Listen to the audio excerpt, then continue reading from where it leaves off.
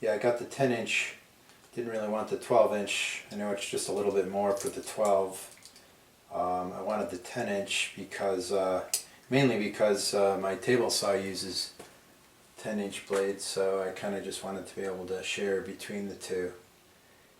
And also, this 10-inch sliding miter saw, as opposed to the non-sliding version, this one can cut like a 12-inch wide border, or like a 2x12, go on a straight cut.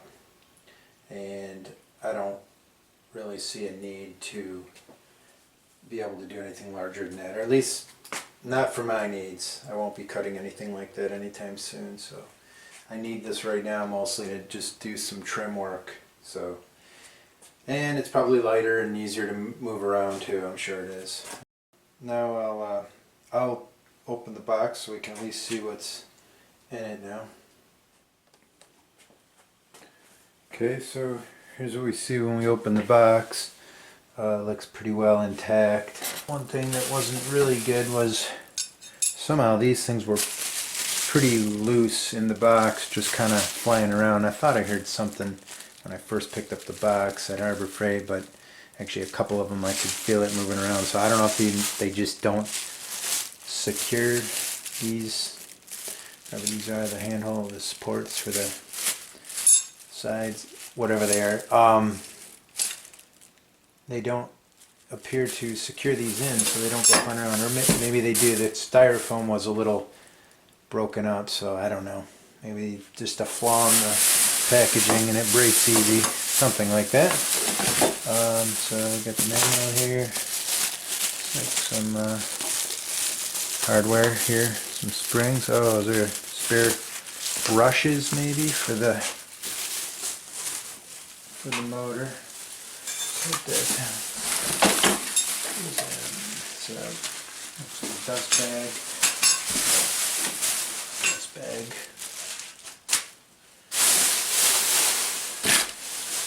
You can see.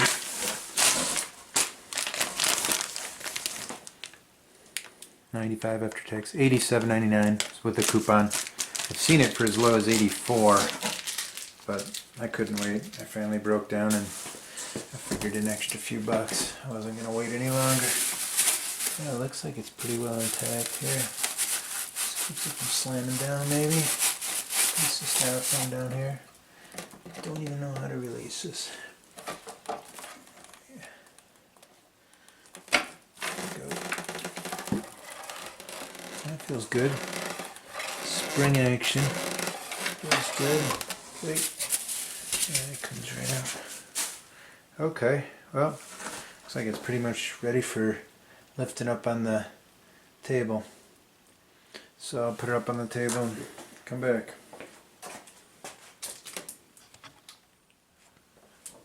Okay, got the saw out of the box and just put it right up onto this stand, my miter saw stand. This is a Rigid MSUV miter saw stand. Had this sitting around a long time and was waiting for an opportunity to use it, and now I have one. So first thing I noticed when I put this on my stand here is that these holes don't line up exactly with any of the holes in my stand. No big deal. I'll just use a couple of them and drill a couple more. Looks like these bars go into the side here, supports, and just put those in, tighten it down. That's in there solid. Don't worry about it, putting that one out. So the first thing I noticed is, the first thing I kind of checked out was this spring action here, swinging it down. Feels really good. Good strong spring lifting on it. The axle feels really tight. Bearings seem like they're nice and smooth, so I'm happy with that. The sliding action is very solid. Doesn't feel like there's any play in any direction at all. They're just sliding real nice on the bearings. You know, of course, we'll see how long that lasts. And then, so the adjustment for the miter, right here, you can obviously tighten it down. It's got detents here, 0, 15, 22 and a half, feels like it's locking in really nice, 30, and of course 45. And then if you want some arbitrary miter degree here, so you can just tighten this knob here. This seems to get nice and tight, allows you to get a lot of turns in there for tightness, and yeah, that's locked good. So most of the time you just be using your detent stuff. Okay, so the bevel adjustment is back here. Bevel adjustment knob is back here. You're just, looks like loosen that up, frees up your bevel there. Hopefully you can see this little indicator right here moving back and forth. It's a pretty nice indicator, good sharp indicator, or at least it's easy to see where it is on the gauge. So, you know, set it to something like 30 degrees bevel and lock it, and then yeah, it seems tight.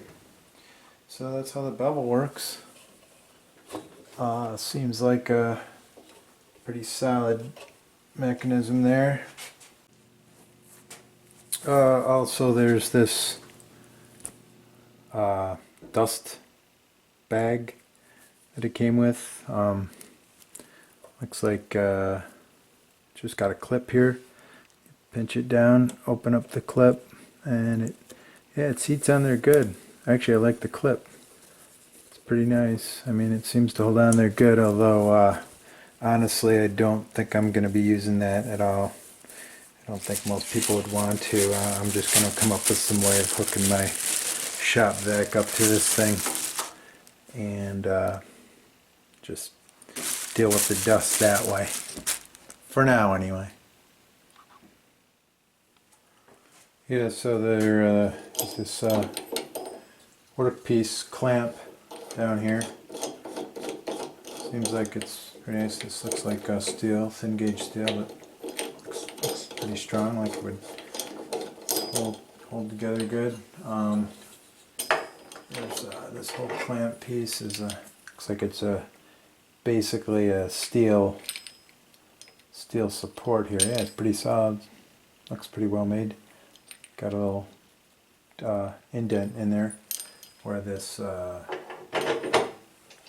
thumb screw back here would lock it in. So that's not going anywhere. Then you can of course slide it up and down on this back here and adjust it, and also put it roughly where you want, I guess. And I guess there's two ways to adjust the height, really. But seems to be another well-made aspect of the saw. Hopefully you can see this good. The lighting's not really that good, but I just wanted to show you this too. There's a pin here that normally you keep it in these detents here and it won't engage, but if you want for storage or for just kind of keeping the saw out of the way, you can put it in the other detent there, and then as soon as you put the saw all the way down, locks right in. Seems to work good. Seems well designed. I like the way you can lock it out like that. Make sure there's no way it can pop in on you. That's cool. Another feature that seems to be working well. Looking forward to trying some cuts with it. Seems like it'll be a nice saw. Put a halfway decent blade on it. Test it out. Okay, one thing I kind of noticed here when I was going to put a blade on it, it's got instructions here which are for changing the blade, and it indicates to just remove just this one bolt, or at least that's sure what it looks like. It says remove guard plate bolt, which looks like this one, which they give you this Allen wrench for. which by the way is a number 5. That's a number 5. But if you just undo that, you can't really get this plate out of the way, so you really need to take off this. This is a number 4 here. You need to take off this first. Get this arm out of the way. If you don't get this arm out of the way, you can't really open up the guard. Once you take the small one out, the big one basically just falls out of the way. You can swing this up over to here now. Now you can get to the blade to where you change it. So let's see what happens when I put a blade on. Got the blade installed. So I got it plugged in now, and I got plugged into power, and I also have my shop vac hooked up to it. So I had some vacuum hose laying around, so I decided to just kind of take a piece of it and cram it in there. Seems to fit pretty good actually, and I got a cable tied back here, which I highly recommend doing something like that at least, so it's not interfering as it's moving back and forth. You just leave this thing hanging over here, it'll catch up on there and mess up your movement.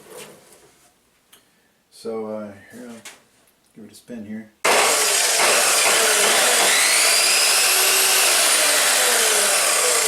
Seems like a good powerful motor. One thing I do notice is you push that button and it just kicks to life. So I'm going to make my first cut now. I'll turn the shop vac on first. Actually, let me get my hearing protection here.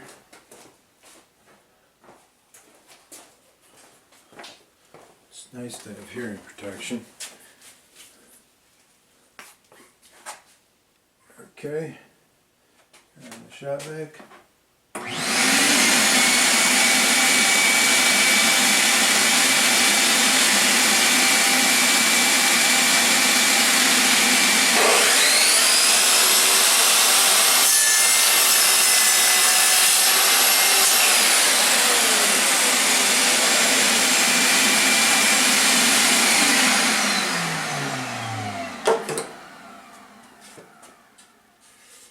Pretty good. Pretty clean cut, looks pretty square.